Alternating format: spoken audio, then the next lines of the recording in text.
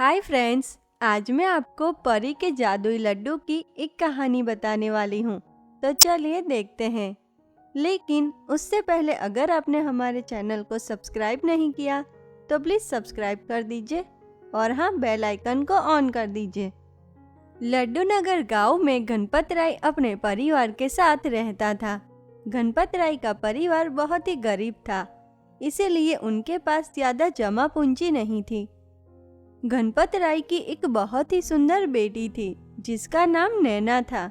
नैना अब बड़ी हो चुकी थी, इसीलिए गणपत राय को अब नैना की शादी की चिंता सताने लगी थी। एक दिन नैना को देखने दूसरे गांव का सरपंच मोतीलाल अपने परिवार के साथ आता है।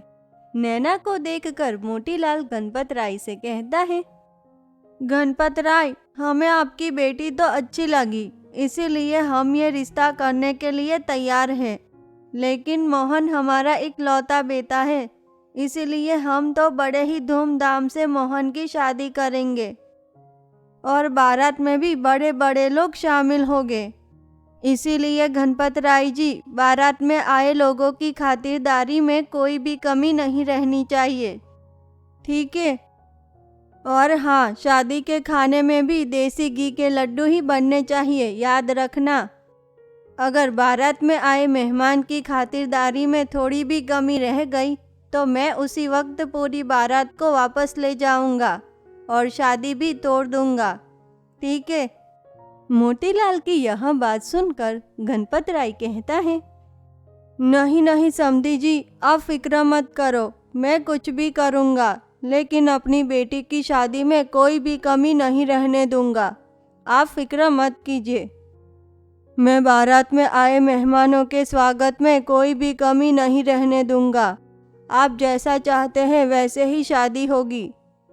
उसके बाद नैना और मोहन की शादी तय हो जाती है। वहीं गणपत राय तो गरीब था और उसके पास तो नैना की शादी के लिए ज्यादा जमा पूंजी भी नहीं थी। इसीलिए गणपत राय बड़ी ही मुश्किल से अपना घर गिरवी रखकर नैना की शादी के लिए पैसे लाता है और फिर उन पैसों से मोतीलाल की शर्त के अनुसार शादी की तैयारियां करने लगता है। एक दिन गणपत राय मेहमानों के लिए लड्डू का ऑर्डर देने गांव के मशहूर हलवाई की दुकान पे जाकर कहता है, सुनो भाई साहब, 15 दिन बाद मेरी बेटी नैना की शादी है, इसीलिए मैं 20 किलो देसी घी के लड्डू बनाने का ऑर्डर देने आया हूँ आपके पास। भाई साहब, लड्डू एकदम फ्रेश और अच्छे बनाना, बारात में आए मेहमानों को पसंद आने चाहिए आपके बनाए हुए लड्डू, ठीक है? अरे गणपत राय, तुम फिक्र मत करो, मेरी मिठाइयाँ और लड्डू तो गांव गांव में मशहूर हैं, इसीलिए तुम फिक्र मत करो गणपत राय, मेरे बनाए हुए लड्डू सबको पसंद आएंगे, सब उंगलियां चाटते रह जाएंगे, ऐसे लड्डू बनाऊंगा मैं। लड्डू का ऑर्डर देने के बाद गणपत राय वहां से चला जाता है। वहीं देखते ही देखते शादी का दिन नजदीक आने लगता है और फिर आखिरकार शादी के दिन सुबह गणपत राय उस हलवाई की दुकान में लड्डू लेने के लिए जाता है। अरे भाई साहब, लाओ मेरे 20 किलो लड्डू पैक कर दो जल्दी से, आज मेरी बेटी की शादी है, इसीलिए घर में बहुत ही काम है, शाम को बारात भी आ जाएगी। भाई साहब, मुझे लगता है कि आज तो पूरी बारात आपके हाथों के लड्डू खाकर तो बहुत ही खुश हो जाएगी। अरे भाई साहब, लाइए लड्डू दीजिए। क्या हुआ, आप ऐसे चुपचाप क्यों खड़े हो? माफ़ कर देना गणपत राय, लड्डू तो नहीं है। अभी थोड़ी देर पहले ही एक भाई ने आकर 2 गुने दाम पे सारे लड्डू खरीद लिए। माफ़ कर देना मुझे, मैंने तो आपके ऑर्डर के सारे लड्डू बेच दिए उसे। गणपत राय जी, आप लड्डू की जगह कुछ और ले जाइए। क्या लड्डू नहीं है? मतलब? भाई साहब, मजाक मत कीजिए, आज मेरी बेटी की शादी है और कुछ ही घंटे में तो बारात भी आ जाएगी और लड़के वालों ने तो मुझे पहले से ही कह दिया था कि शादी में देसी घी के लड्डू ही होने चाहिए, वरना वो पूरी बारात को वापस ले जाएंगे। भाई साहब, मेरी बेटी की शादी टूट जाएगी, और फिर मेरा परिवार किसी को भी मुंह दिखाने लायक नहीं रहेगा।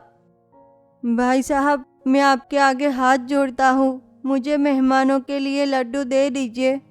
ऐसे गणपत राय हलवाई के सामने बहुत ही गिड़गिड़ाता है, लेकिन हलवाई वाले के पास तो लड्डू होते ही नहीं। वह गणपत राय को उसके पैसे वापस कर देता है। वहीं यह देखकर गणपत राय बहुत ही परेशान हो जाता है। उसे कुछ भी समझ नहीं आता कि अब वह इतनी जल्दी मेहमानों के लिए लड्डू कहाँ से लाए। और फिर चलते चलते गणपत राय गांव के झील के पास पहुंच जाता है और वहां बैठकर जोर जोर से रोने लगता है। तभी उसी झील के पास से एक बहुत ही सुंदर परी गुजर रही होती है। परी गणपत राय को रोता देख उसके पास जाकर कहती है, क्या हुआ आपको? आप रो क्यों रहे हो? क्या कुछ परेशानी है आपको? बताइए मुझे। गणपत राय परी को सारी बात बताता है। गणपत राय की सारी बातें सुनकर परी फिर से कहती है, आप फिक्र मत कीजिए, आपकी बेटी की शादी जरूर होगी और बारात में आए मेहमान भी बहुत ही खुश हो जाएंगे। ये लीजिए, ये परी लोग के जादुई देसी घी के लड्डू हैं।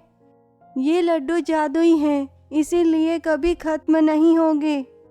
अब बारात में आए सारे मेहमान पेट भरकर ये लड्डू खा पाएंगे। हमारे परी लोक में तो सभी परियों को ये देसी घी के लड्डू बहुत ही पसंद हैं। और अब ये लड्डू मैं आपको देती हूँ, ये लीजिए। गणपत राय तो परी से वह जादुई लड्डू लेकर बहुत ही खुश हो जाता है और वह परी का धन्यवाद करते हुए उससे कहता है, परी जी, आपका बहुत बहुत शुक्रिया।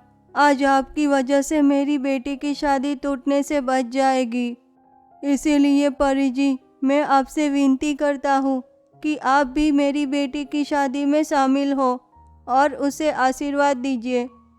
उसके बाद परी गणपत राय के साथ उसके घर जाने के लिए तैयार हो जाती हैं और दोनों उसके घर पहुंचते हैं। शाम को बारात में आए मेहमान तो परी के जादुई लड्डू खाकर बहुत ही खुश हो जाते हैं और सभी मेहमान गणपत राय की बहुत ही तारीफ करते हैं।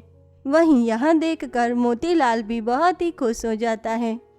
उसके बाद खुशी से नैना और मोहन की शादी हो जाती है। तो दोस्तों, हमें कमेंट करके ज़रूर बताना कि आपको हमारी ये कहानी कैसी लगी। और हाँ दोस्तों, अगर आपको हमारी ये कहानी अच्छी लगी हो तो प्लीज़ लाइक कीजिए, शेयर कीजिए और हाँ, सब्सक्राइब करना मत भूलिए।